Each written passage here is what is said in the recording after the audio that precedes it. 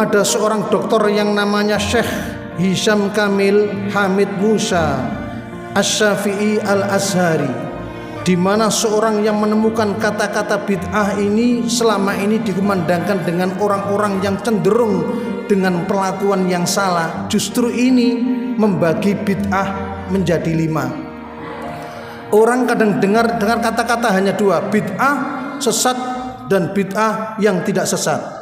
Tapi ini justru bid'ah ini dibagi 5. Dibagi 5 dengan adanya perbuatan yang dianggap di zaman Rasul tidak ada, justru menjadi wajib adanya bid'ah. Apa hadirin rahimakumullah bid'ah yang 5 itu? Pertama adalah hukum bid'ah wajibah. Yang kedua adalah bid'ah mustahab.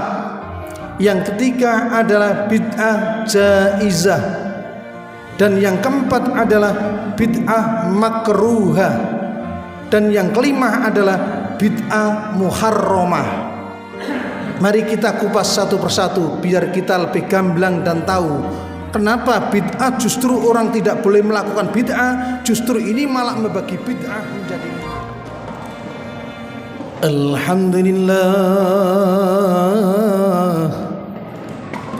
Alhamdulillahilladzi khalaqal jannata lil abrar wa khalaqa jahannama lil munafiqin wal munafiqat wal kuffar.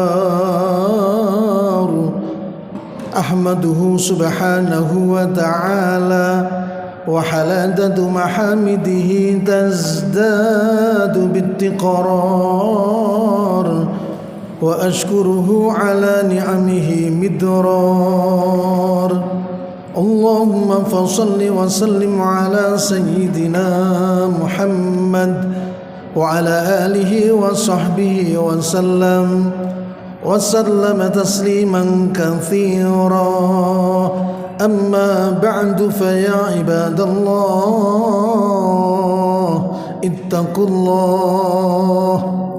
ittaqullaha fis sirri wal alaniyah. Ittaqullaha was-sam'a wat-ta'ah. Ittaqullaha la'allakum turhamun. Usikum wa nafsi bitaqwallahi faqad fazal muttaqun. A'udzu billahi minasy syaithanir rajim. Wa ma naqamu minhum illa an yu'minu billahil azizil hamid. Al-ayah sadaqallahu azim wa sadaqa rasuluhun nabiyil karim wa nahnu ala dhalika minasy syahidin wasyakirin walhamdulillahi rabbil alamin. Ma'asyiral hadirin jamaah salat Jumat rahimakumullah. Pertama, saya berwasiat untuk diri saya pribadi, umumnya buat jamaah Jumat yang hari ini hadir dalam rangka memenuhi panggilan Allah Subhanahu wa ta'ala sebagai manusia pilihan. Kalau dihitung secara mendunia, berapa triliun manusia yang ada di dunia, apalagi khususnya yang menyatakan dirinya sebagai Islam, kira-kira banyak manakah di antara orang yang hadir untuk memenuhi panggilan sholat Jum'ah dengan orang-orang yang tidak hadir di siang hari ini memenuhi panggilannya Allah Subhanahu wa ta'ala. Allahu yastafi minal malaikati rusulan wa minan nas. Allah berfirman, saya Allah telah memilih dari bangsa malaikat maupun bangsa rasul dan bangsa manusia. Ada yang dipilih oleh Allah Subhanahu wa ta'ala sebagai makhluk pilihan. Tidak semua orang jadi orang-orang yang oleh Allah diridhoi hidupnya. Tidak semua orang bisa menjadi panutan di hadapan Allah Subhanahu wa ta'ala untuk umatnya. Sehingga kita semua diharapkan persatuan dan persatuan tidak menjadi suatu sebab adanya perbedaan yang membuat kita pertikaian dengan adanya perbedaan pendapat yang ada di muka bumi ini.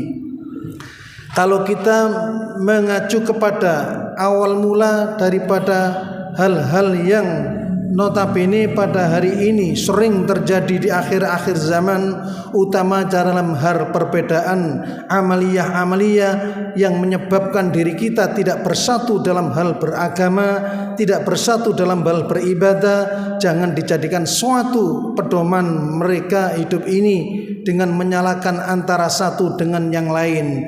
Hendaklah kita mengerti dan faham, lana a'maluna walakum a'malukum. Mereka punya pendapat sendiri, punya pedoman sendiri, sehingga pendapat dan pedoman itu mereka pasti yaitu punya imam-imam sendiri yang nanti akan dipertanggungjawabkan di hadapan Allah Subhanahu wa taala. Yauman nad'u kullu unasim bi imamihim.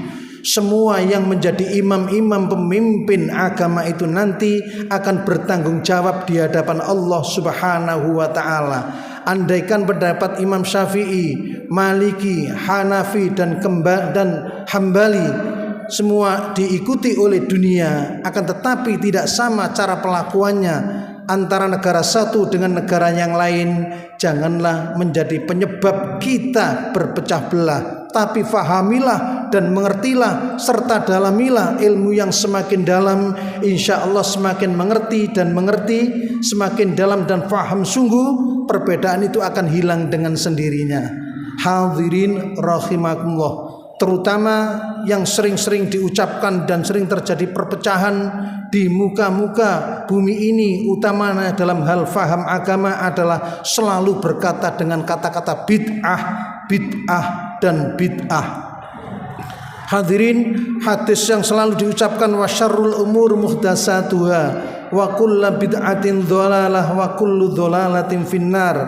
Man ahdasa fi amrina hadza ma laysa minhu fahuwa raddun. Itu selalu kumandang di mana-mana, bahkan mereka selalu berkata, itu diucapkan di mana-mana. Katanya selama perbuatan itu Rasul tidak mencontohkan, maka mereka melakukan bid'ah yang sesat. Selalu di mana-mana hal itu dikumandangkan. Percontohan itu dikumandangkan di masyarakat-masyarakat, sehingga orang awam kalau sudah dikatakan bid'ah perbuatmu salah, tidak ada tuntunan di Rasul, mereka lalu memikir, bahkan bisa menjauh dari perbuatan yang rutinitas hari-hariannya dilakukan. Hadirin rahimakumullah, hal-hal yang semacam ini, ada seorang dokter yang namanya Syekh Hisham Kamil Hamid Musa Asy-Syafi'i Al-Azhari, di mana seorang yang menemukan kata-kata bid'ah ini selama ini dikumandangkan dengan orang-orang yang cenderung dengan perlakuan yang salah. Justru ini membagi bid'ah menjadi 5. Orang kadang dengar kata-kata hanya 2, bid'ah sesat dan bid'ah yang tidak sesat. Tapi ini justru bid'ah ini dibagi 5. Dibagi 5 dengan adanya perbuatan yang dianggap di zaman Rasul tidak ada, justru menjadi wajib adanya bid'ah. Apa hadirin rahimakumullah bid'ah yang 5 itu? Pertama adalah hukum bid'ah wajibah. Yang kedua adalah bid'ah mustahab. Yang ketiga adalah bid'ah jaizah. Dan yang keempat adalah bid'ah makruhah. Dan yang kelima adalah bid'ah muharramah. Mari kita kupas satu persatu biar kita lebih gamblang dan tahu kenapa bid'ah justru orang tidak boleh melakukan bid'ah, justru ini malah membagi bid'ah menjadi 5. Hadirin rahimakumullah, yang pertama adalah bid'ah wajibah. Artinya mengadakan sesuatu yang zaman Rasul tidak ada, justru harus diadakan pada saat ini atau pada saat dibutuhkan. Apa itu hadirin? Pertama adalah bid'ah wajibah. Contohnya adalah fajam'ul Quran, yaitu pembukuan kitab suci Al-Quran. Kalau kita lihat kalamullah tidak bisa dibaca dan tidak bisa ditulis. Akan tetapi ternyata oleh Rasulullah Muhammad sallallahu alaihi wasallam, Rasul pun disebut ummi, orang yang tidak bisa membaca dan menulis, tidak berbentuk huruf, tidak berbentuk kata, akan tetapi kita butuh untuk membacanya. Pada saat itu Quran tidak dibukukan, berantakan. Zaman Rasul tidak pernah dibukukan. Setelah Rasulullah tidak ada, maka ada inisiatif, hadirin rahimakumullah, sahabat. Di antaranya adalah Umar bin Khattab mengajak Abu Bakar, bagaimana wahai Abu Bakar kalau hendak kita bukukan kitab suci Al-Quran ini? Apa jawabannya? Saya enggak berani karena zaman Rasul tidak pernah diadakan. Tapi oleh Umar didesak terus, bagaimana akal Quran ini dibukukan? Karena apa? Pada saat itu orang-orang meninggal dunia yang hafid Quran, karena ada pada saat itu memberantas nabi-nabi palsu, terutama zaman Musailamah al-Kadzdzab. Orang-orang yang hafid ikut berperang, pada saat itu banyak yang meninggal dunia. Karena banyak yang meninggal dunia, hafalannya hilang, dan kalau tidak dibukukan akan kemana Quran ini? Sedangkan sampai sekarang yang ada di dunia kitab suci Al-Quran tidak atas perintah Rasul. Rasul tidak pernah menyuruh membukukan, tapi masjid-masjid, musalla-musalla, di mana-mana dan di perpustakaan-perpustakaan ada musallah namanya Al-Quran. Apakah kira-kira kita berani orang yang mengkodifisikan Al-Quran atau orang yang membukukan Al-Quran? Neraka orang itu, karena Rasul nggak pernah menyuruh membukukan Al-Quran. Apalagi awal mulanya Quran tidak ada fathah, kasroh, dhamma dan titiknya, kemudian diberi fathah, kasroh dan dhamma oleh yang mengarangnya. Bid'ah ini, haram orang ini, neraka orang ini. Dulu Quran tanpa titik, tanpa baca, sekarang ditambah. Berani nggak kira-kira Anda berkata begitu? Quran yang tanpa perintah Rasul, asalnya tidak berbentuk kitab semacam itu, dibukukan jadi kitab, bahkan dapat kita baca di mana-mana. Tapi yang membukukan kita katakan haram, neraka, karena Rasul tidak perintah. Makanya hal ini menurut Dr. Hisham disebut dengan bid'ah wajibah. Rasul tidak merintah, akan tetapi kita wajib mengadakannya. Kalau tidak diadakan, generasi sekarang ini tidak akan tahu yang namanya Al-Quran, karena Al-Quran pada saat itu hilang dari hafalan orang-orang yang hidup pada masa itu. Hadirin rahimakumullah. Yang kedua, ia membagi bid'ah yang kedua disebut dengan bid'ah mustahab. Artinya anjuran, hadirin rahimakumullah. Kenapa itu merupakan anjuran? Contohnya adalah binaul madaris wal ma'ahid, yaitu pendirian sekolah-sekolah, pendidikan-pendidikan, perguruan tinggi dan pondok-pondok pesantren. Zaman Rasulullah tidak ada yang namanya sekolahan. Zaman Rasulullah tidak ada universitas. Zaman Rasulullah tidak ada pondok pesantren. Tapi sekarang berdiri di dunia adalah universitas, perguruan tinggi, sekolah, pendidikan, bahkan pondok pesantren menyebar di mana-mana. Beranikah Anda mengatakan neraka orang-orang yang mendirikan pondok pesantren? Masuk neraka orang yang mendirikan perguruan tinggi. Padahal Rasul tidak pernah mendirikan, tidak pernah menyuruh. Tapi para ulama berani mengadakan pondok pesantren pendidikan, yaitu binaul madaris wal ma'ahid. Ternyata tidak ada perintah Rasul. Sampai sekarang ternyata manfaatnya bagaimana? Gak akan ada orang yang berani mengatakan zaman Rasul tidak ada sekolahan dan pondok pesantren, kenapa Anda mendirikan? Ternyata hikmahnya ada. Jadi makanya di dalam satu kata-kata seorang dokter ini mengatakan, laisa kullu amrin lam yakun ala ahdi Rasulillah mu'tabarun fabid'ah. Tidak semua ucapan maupun perintah di zaman Rasul yang tidak diadakan itu semuanya adalah bid'ah. Tidak semua. Kemudian yang ketiga, hadirin rahimakumullah, bid'ah justru orang menyesatkan. Justru ini malah kita bagi biar orang faham. Yang ketiga, hadirin rahimakumullah, disebut dengan bid'ah jaizah, bid'ah yang dibolehkan. Apa itu hadirin? Contohnya wa aklul makrunah, yaitu makan spaghetti. Dulu tidak ada makanan yang menyapisa spaghetti maupun jenis-jenis makanan yang lainnya yang ada di dunia ini. Selama unsur dari makanan itu tidak berasal dari bahan yang haram, Anda makan, contoh supermi, dulu tidak ada di zaman Rasul. Sekarang Anda makan supermi, spaghetti dan lain sebagainya, apa bentuk makanan? Apakah berani mengatakan makan supermi masuk neraka, makan spaghetti masuk neraka? Karena zaman Rasul tidak ada makanan itu, makanannya kurma, ya harus makan kurma. Apa harus begitu hadirin?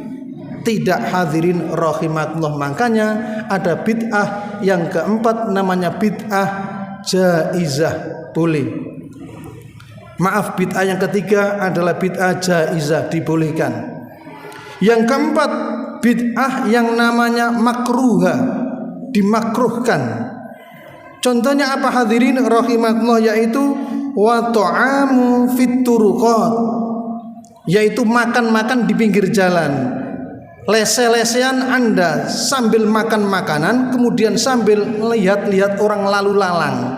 Berani Anda mengatakan haram kamu makan lesehan di pinggir jalan, haram kamu makan-makan sambil lihat-lihat orang. Sekarang lagi rame-ramenya, makanya makruh. Kalau sekiranya banyak manfaatnya kah atau tidak, kita dapat mempertimbangkan mana yang harus saya lakukan. Itu bentuk bid'ah yang keempat. Sedangkan bentuk bid'ah yang kelima disebut dengan istilah bid'ah muharramah, yang diharamkan. Apa itu contohnya? Wa ru'yatul aflam, yaitu melihat film-film porno. Diharamkan hadirin rahimakumullah. Anda punya HP ini benda mati, akan menjadi musuh Anda, akan menjadi setan. Setan itu adalah sifat daripada iblis. Siapakah iblis? Iblis itu bangsa jin yang durhaka kepada Allah Subhanahu wa ta'ala. Kana minal jinni fa fasaqa an amri rabbi. Bangsa jin itu adalah sejenis jin yang ahli ibadah. Masya Allah Pak, kalau dilihat sejarahnya, yang namanya iblis itu adalah makhluk dari bangsa jin yang ibadahnya mengalahkan para malaikat. Saking kalahnya bahkan pernah mengelilingi arsy 14.000 tahun jin ibadah kepada Allah Subhanahu wa ta'ala bersama para malaikat. Ibadahnya jin atau iblis yang disebut dengan iblis dan bahkan sifat-sifatnya disebut dengan setan ini adalah selama 185.000 tahun beribadah kepada Allah Subhanahu wa ta'ala. Iblis kana minal jinni fa fasaqa an amri rabbi. Ibadahnya pernah menjadi imamnya para malaikat, pernah menjadi sayyidul malaikah, pemimpinnya malaikat. Bahkan sangat baiknya ibadahnya iblis ini. Pernah ibadah di langitnya Allah Subhanahu wa ta'ala, langit pertama, kedua, ketiga, keempat, kelima, keenam, ketujuh. Setiap ibadah di langit pertama 1000 tahun kepada Allah Subhanahu wa ta'ala, sehingga mendapat gelar yang namanya Al-Abid. Langit kedua ibadah 1000 tahun lagi, mendapat gelar Az-Zahid. Di langit ketiga ibadah 1000 tahun lagi, mendapat gelar Al-Arif. Di langit keempat ibadah 1000 tahun lagi, sehingga mendapat gelar Al-Wali. Di langit kelima mendapat gelar namanya At-Taqi. Kemudian di langit keenam ibadah 1000 tahun lagi mendapat gelar, karena ahli ibadahnya kepada Allah Subhanahu wa ta'ala, Al-Kazin. Sampai ke langit ketujuh mereka ibadah kepada Allah Subhanahu wa ta'ala 1000 tahun lagi, sehingga mendapat gelar namanya Azazil. Itu jin. Karena merasa ibadahnya tinggi, sombongnya Masya Allah. Karena merasa sombong, seakan-akan ia tidak ada makhluk yang sehebat mereka. Ketika diuji oleh Allah Subhanahu wa ta'ala, diciptakannya Nabiullah Adam alaihissalam disuruh sujud. Apa jawab iblis? Qala asjudu liman khalaqta tina? Apakah saya hendak disuruh sujud kepada orang yang hina semacam ini? Hadirin rahimakumullah, sampai jin atau iblis. Jin itu dari bangsanya Pak, makhluknya disebut iblis, sifatnya disebut setan. Jadi jin, iblis, setan itu asal dari jin yang durhaka kepada Allah Subhanahu wa ta'ala. karena merasa ia hebat dalam hal ibadah, maka oleh Allah diuji untuk sujud ternyata bangkang. Setelah bacang petak kepada Allah, qala ara'aitaka hadzal ladzi karramta alayya. Ya Allah, tunjukkan mana makhluk yang kau anggap mulia. Saya ingin tahu ya Allah. Jawabnya iblis, la in akhartani ila yaumil qiyamah, dengan syarat ya Allah, asal saya diberi tunda umur sampai hari kiamat, la ahtanikanna dzurriyyatahu illa qalila, akan aku sesatkan kalau tidak kena yang namanya bapak-bapak nenek moyangnya, anak cucu-cucunya nanti yang akan saya sesatkan. Hadirin rahimakumullah, ini hendaklah difahami, sehingga makhluk bebuyutan yang tidak bisa selesai untuk memusuhi manusia sampai hari kiamat adalah yang namanya iblis. Sifat-sifat jeleknya adalah setan. Contohnya tadi adalah HP. HP tidak menjadi masalah, benda yang mati, baru akan jadi setan setelah HP itu digunakan sesuatu yang sesat, dibuka dengan gambar porno, gambar kabar porno dibuka, yang aslinya benda mati bisa jadi setan penghambat perbuatan manusia. Setelah ia dilihat di situ banyak gambar-gambar yang dilarang oleh agama. Wa ru'yatul aflam, haram, bid'ah. Hadirin rahimakumullah, dalam hal ini orang-orang pasti bertanya, itu kan urusan dunia. Dalam hal pembukuan Al-Quran tidak diperintah, tetap diburukan. Di dalam hal pendirian sekolahan dan madrasah pondok pesantren, Rasul tidak merintah, tetap kita dirikan. Mesti kita akan membantah, itu kan urusan dunia. Ini dalam hal ibadah, sering sekali orang-orang melakukan perbuatan Rasul tidak memerintah, tapi yang melakukan. Justru banyak perbuatan ibadah yang dilakukan oleh para sahabat, Rasul tidak memerintah tapi setuju Rasulullah, bahkan dijempol oleh Rasulullah Muhammad sallallahu alaihi wasallam. Contohnya hadirin rahimakumullah, ketika Rasulullah Muhammad sallallahu alaihi wasallam habis dari Mi'raj, datang ke bumi, begitu tanya kepada Bilal, wahai Bilal, apa yang engkau perbuat sehingga pada waktu aku ke surga tadi, kunjung ke surga, dengar suara gesekan sandal, serak sandalnya Bilal. Saya tanyakan Jibril, suara apa itu Jibril? Itu adalah gapiak terumpahnya Bilal di bumi. Bilal ditanya, perbuatan apa yang kau lakukan wahai Bilal sehingga sandalmu mendahului engkau masuk surga? Apa jawaban Bilal? Saya tidak melakukan apa-apa ya Rasulullah, hanya aku lakukan setiap habis wudhu saya sholat syukrul wudhu. Pokoknya saya batal wudhu, sehabis wudhu mesti melakukan 2 rakaat syukrul wudhu. Ajaran ini tidak pernah diajarkan oleh Rasulullah, tapi Bilal melakukan perbuatan syukrul wudhu, habis wudhu sholat, habis wudhu sholat, habis wudhu sholat. Tidak ditunjuk neraka kamu Bilal, saya nggak menyuruh perintah sholat setelah wudhu. Justru oleh Rasul ditanyakan, suara itu mendahului engkau masuk surga karena perbuatanmu yang tidak diperintahkan oleh Rasulullah, tapi tidak dilarang oleh Rasulullah, bahkan dipuji.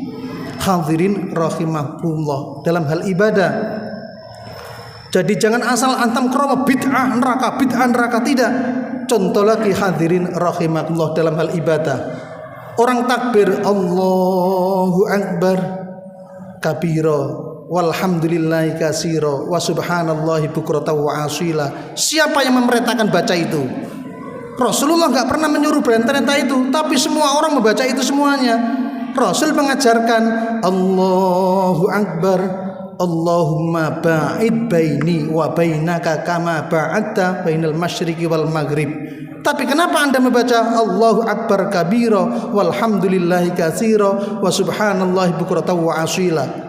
Itu adalah perbuatan sahabat. Ketika Nabi takbir membaca Allahumma ba'id, di belakang dia membaca Allahu Akbar kabira walhamdulillahi katsira. Selesai sholat, Rasul tanya, manil qail, siapa tadi yang baca itu? Saya ya Rasulullah. Kenapa baca itu? Kenapa ya Rasulullah? Salahkah? Masya Allah, beberapa malaikat turun dari langit mencatat perbuatanmu, mengatakan Allahu Akbar kabira walhamdulillahi katsira wa subhanallahi bukratan wa asila, yang sampai sekarang dibuat bacaan orang-orang beriftitah setelah takbir, baca itu semuanya. Enggak langsung neraka kamu, sholat baca itu. Saya enggak menyuruh itu, tapi kamu baca itu tidak. Hadirin rahimakumullah, Rasul saat takbir, selesai takbir, rukuk, telah rukuk, i'tidal, sami Allahu liman hamidah. Rasul ngajarkan Rabbana walakal hamdu mil'us samawati wa mil'ul ardi wa mil'u ma syi'ta min syai'im ba'du. Sahabat di belakangnya enggak baca itu. Sami Allahu liman hamidah, alhamdulillahi hamdan katsiran thayyiban mubarakan fih. Yang dibaca itu. Sehabis sholat Rasul tanya lagi, manil qail, siapa tadi yang membaca itu? Padahal saya enggak mengajarkan itu. Apa jawaban daripada sahabat? Saya ya Rasulullah. Kenapa ya Rasulullah? Masya Allah, ada sekitar 39 malaikat turun dari langit ingin mencatat tasbihmu tadi yang kau baca pada saat i'tidal. Enggak masuk neraka, tidak. Apa kata-kata dari usul fikih yang membuat satu dasar landasan kaidahnya? Idza waqafas syari'ah fahuwa bid'atum mahmudah. Selama ajaran yang dibaca itu tidak menyimpang dari syariah, kata-katanya menuju kepada takbir tahmid yang tidak bertentangan dengan ajaran Rasulullah, itu adalah namanya bid'ah yang baik. Kalau dibuat contoh ini hadirin, masya Allah, banyak sekali ibadah-ibadah yang dilakukan sahabat tapi tidak ikut aturan Rasulullah, tapi oleh Rasulullah justru dipuji. Masa dalam perkara satu hanya urusan tahlil, neraka, ibadah loh nak dicalahkan oleh Rasulullah. Ini yang saya harap di akhir zaman, persatuan kita jangan sampai dipecah belah oleh orang-orang yang tidak bertanggung jawab kepada suatu golongan, kepada bid'ah yang menyesatkan kata mereka. Tidak semua bid'ah menyesatkan. Makanya seorang dokter menemukan kata-kata tadi, laisa kullu amrin, tidak semua perkara yang diucapkan Rasulullah dan tidak pernah diucapkan Rasulullah itu adalah bid'ah. Justru ada yang baik, jika dilanggar justru lebih baik. Makanya dibagi dengan satu, bid'ah wajibah, yang kedua bid'ah mustahab, yang ketiga bid'ah jaizah, yang keempat bid'ah makruhah, dan yang kelima bid'ah muharramah. Jadi biar nanti Anda bisa milah-milah. Bila di tengah jalan ada orang bid'ah, kamu bid'ah mananya? Dari segi apanya? Pernahkah Rasulullah kalau sambutan pakai mic semacam ini, di depannya ada mic semacam ini, tapi ibadah digunakan sampai sekarang ini orang-orang? Rasul enggak pernah. Kita selalu membiasakan, baik atau tidak, manfaatnya diambil. Tanpa mic yang belakang tidak akan terdengar. Hikmah yang semacam ini hendaklah dimengerti sehingga akal kita tidak menjadi akal yang majnun, punya akal yang waras. Dan setiap ajaran yang dipimpin oleh ulama yang ke depan itu sudah akan tanggung jawab di hadapan Allah Subhanahu wa ta'ala. Seperti Anda berdiri saat menjadi makmum, kalau sudah imam sempat berada di depan, berarti sudah siap segalanya. Dikoreksi oleh Allah Subhanahu wa ta'ala, satu masjid ini khusyuk semuanya apa tidak? Dikoreksi satu persatu, ternyata tidak khusyuk. Justru imamnya yang awal dikoreksi sudah khusyuk, mewakili semuanya.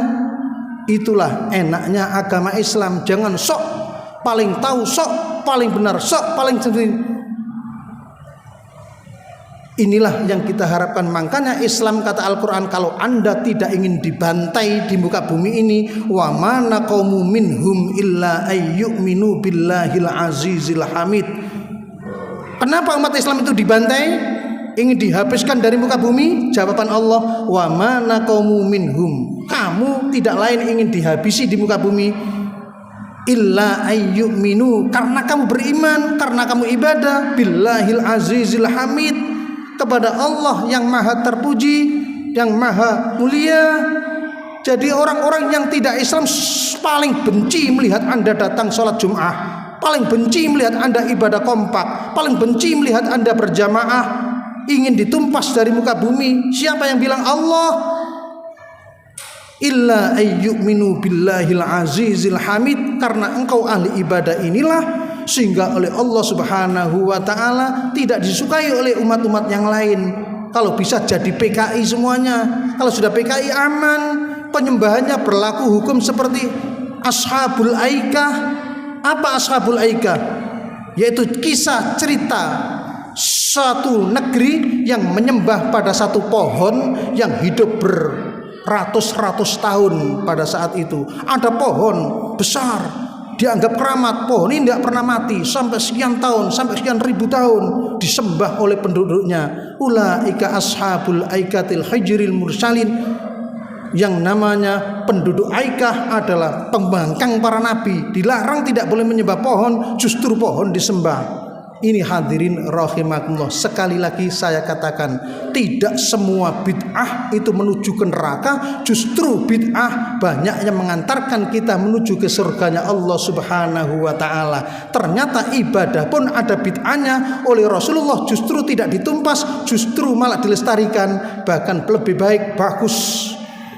Ini dalam hal ibadah, biar Anda tahu tidak hanya sekedar yang berada di tahlil dan lain sebagainya, akan tetapi di saat ibadah pun Rasulullah menjumpai umatnya atau makmumnya yang tidak ikut pada tuntunan Rasulullah pada saat masih ada Rasul, tapi sudah berani begitu, apalagi tidak ada Rasul.